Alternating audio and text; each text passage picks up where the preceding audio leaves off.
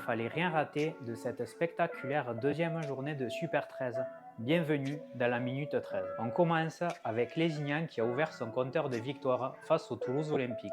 Le match a été accroché, mais malgré un doublé du très intéressant Mac Walsh et des Toulousains valeureux, cela n'a pas suffi. Un triplé de Jordan Flowey et un très grand Stuart Mason ont amené les Meuniers à une victoire 36-10. Premier succès également pour Villeneuve qui se déplaçait à Saint-Gaudens. Avec un essai de Jackson Moule à la 78e et une transformation de Quentin Malbec, les Léopards ont sorti les crocs face aux ours en toute fin de partie. Le score final est de 16-18.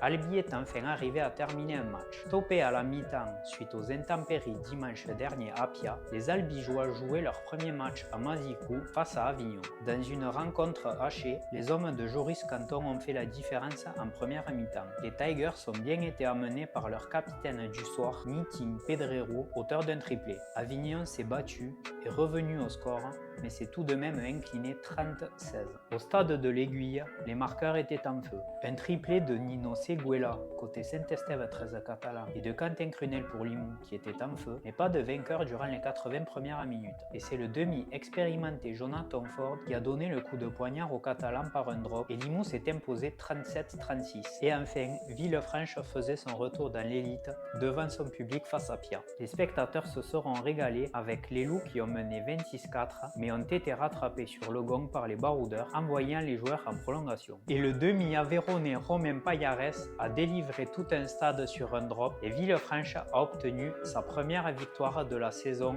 en Super 13. À la fin de cette deuxième journée, Limoux prend donc la tête du championnat en étant la seule équipe avec 2 victoires. C'est la fin du deuxième épisode de la Minute 13 version 2024-2025. Pensez à liker, commenter et partager la vidéo.